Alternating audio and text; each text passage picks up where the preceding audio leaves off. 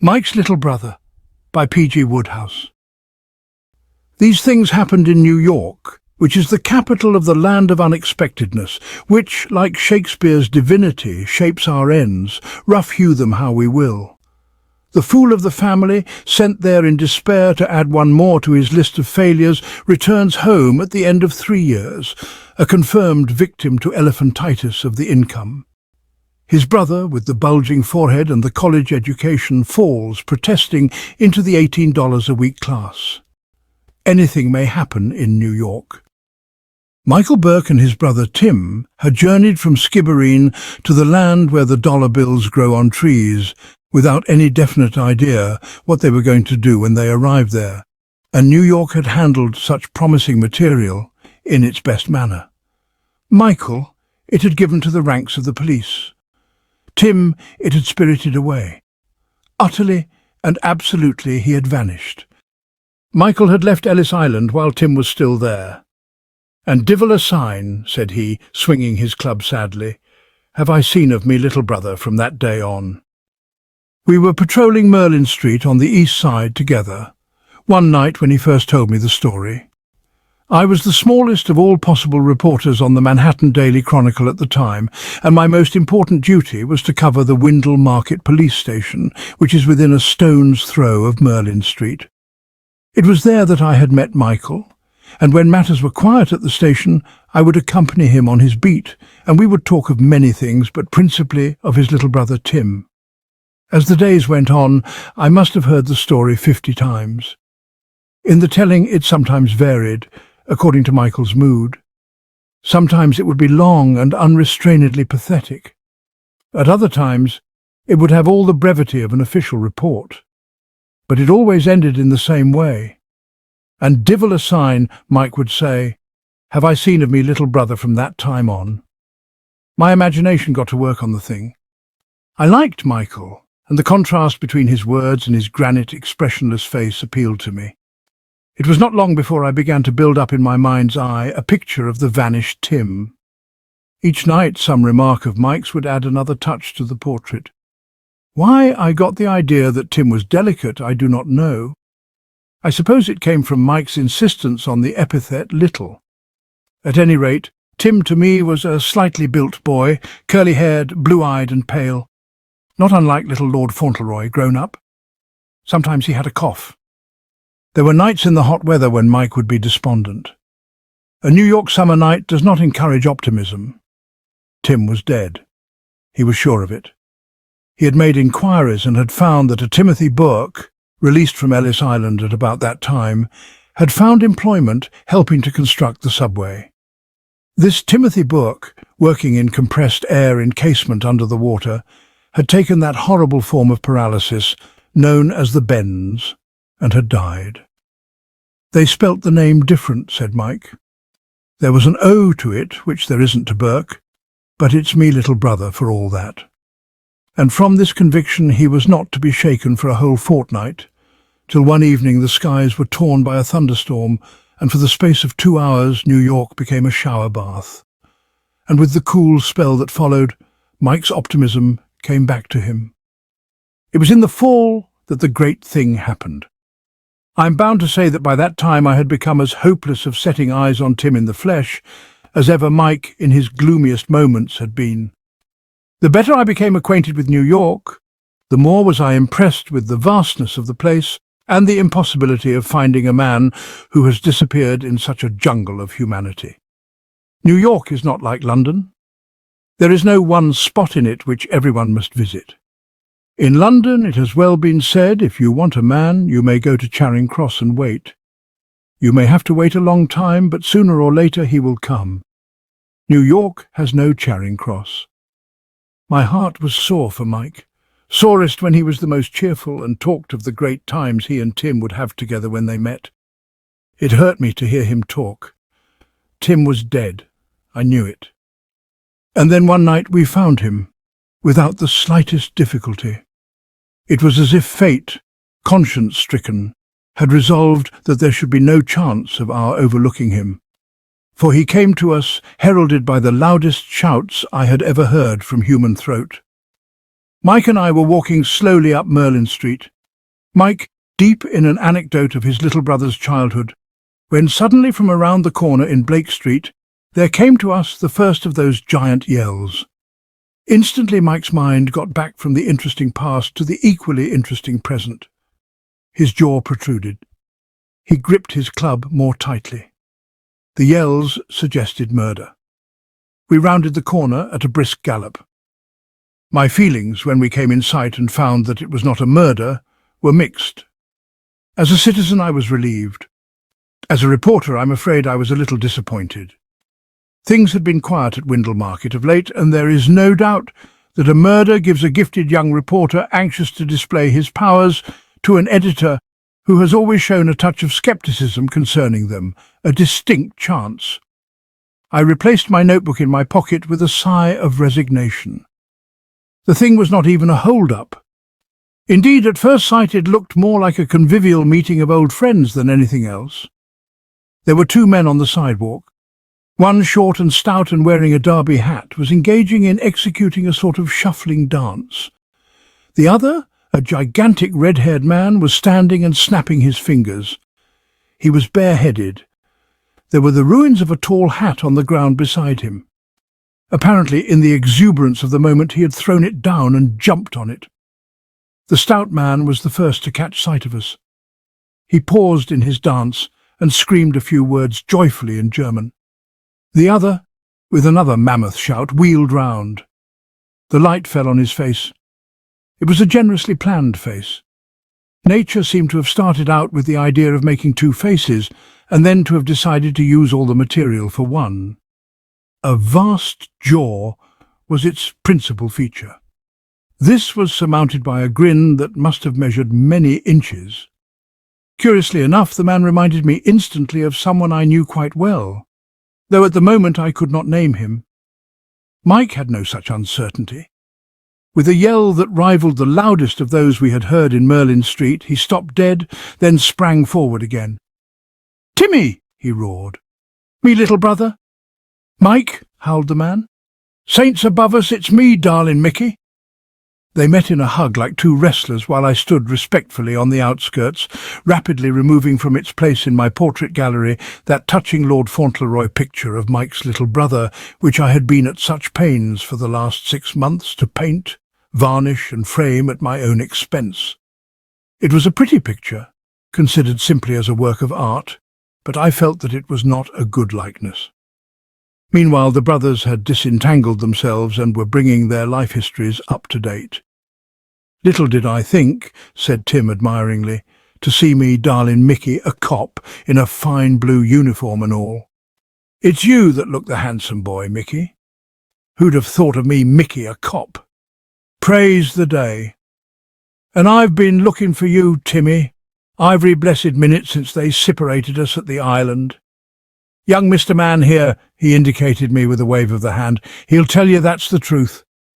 Ivory blessed minute, morning and night, Timmy.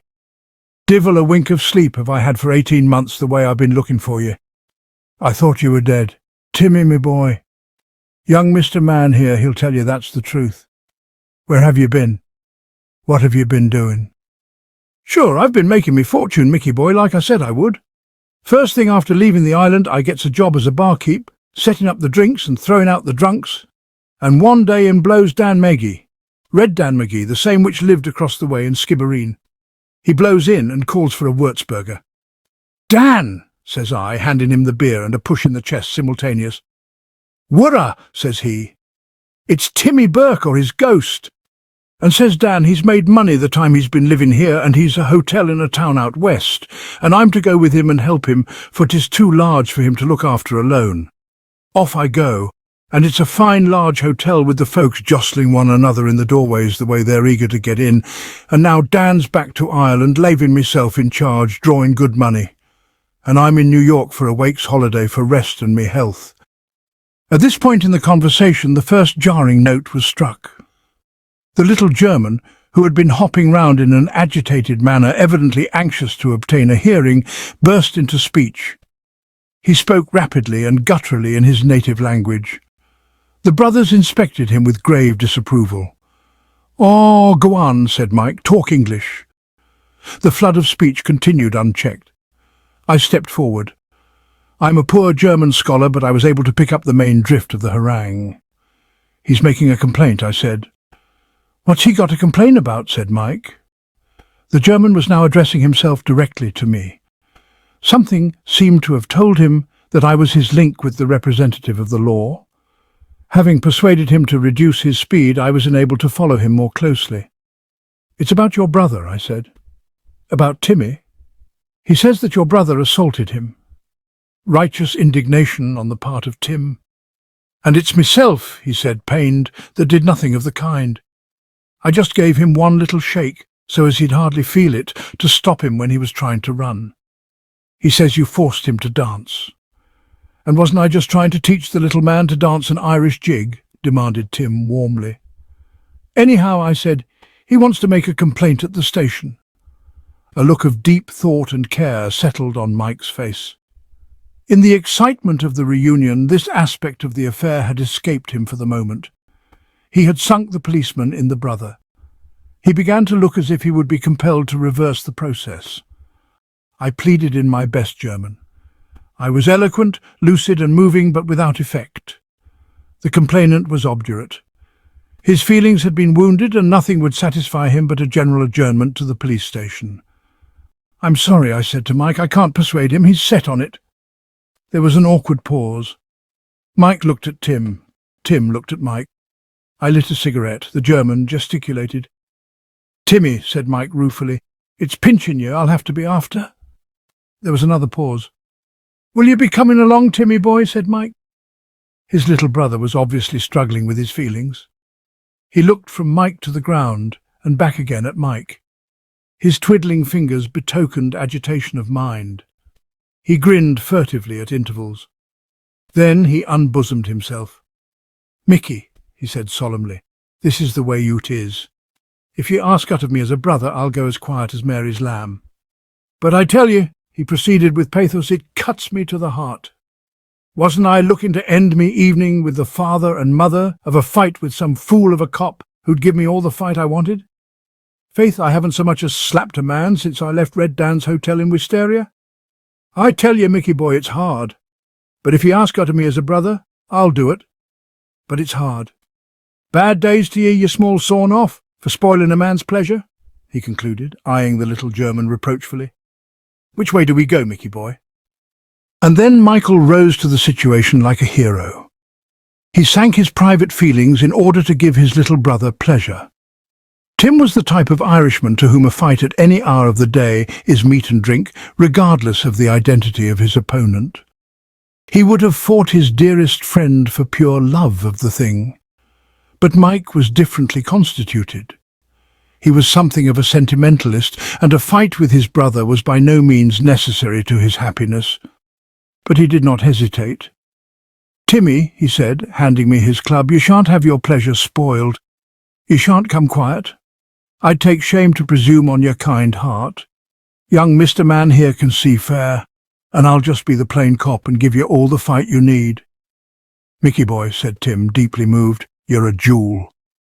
Tim apparently favoured the hurricane style of fighting. He rushed in with a whoop and was hit out again with a drive under the chin. He gulped once or twice. "Faith," he said, "I thought me head was off.